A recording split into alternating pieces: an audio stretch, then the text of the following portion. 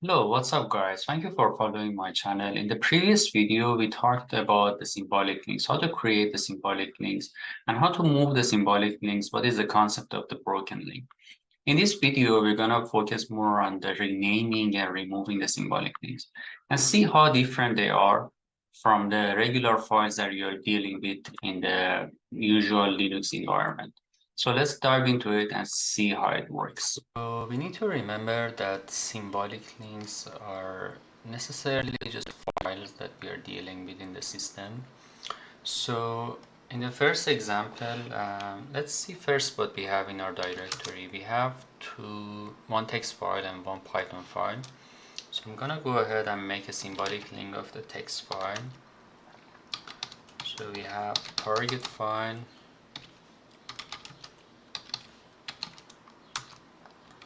and so we have the symbolic link here. And what I'm gonna do is that just treat it as a normal file. To remove a file or symbolic link, we just go ahead and use rm. So sim1, and there you go. So it's just as easy as it is. But when it comes to renaming the symbolic link, it's again very similar to renaming a file, but there are some little subtle things we need to remember. So for this example, I'm going to make the symbolic link of that Python file and call it sim2. And if you can see on the directory, so we have sim2 as our symbolic link. Now I'm gonna rename this as I'm renaming my file. So let's just rename the file sim2 to sim3, or and again I use ls, and you see that it's gonna work. And I'm gonna try it like python 3 sim3, and it just works fine.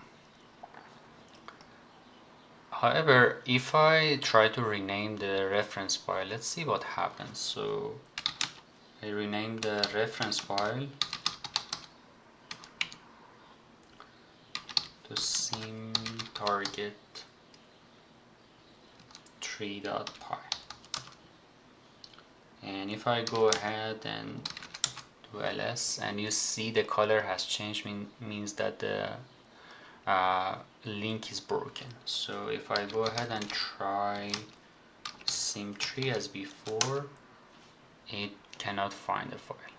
So what I'm gonna go ahead is that I'm gonna reverse this renaming. So go just change the name from target 3 to target 2 as it was before, and if we do ls, and you can see the link is correct again given the color has changed. And we can also try it with the Python, and you see that it works.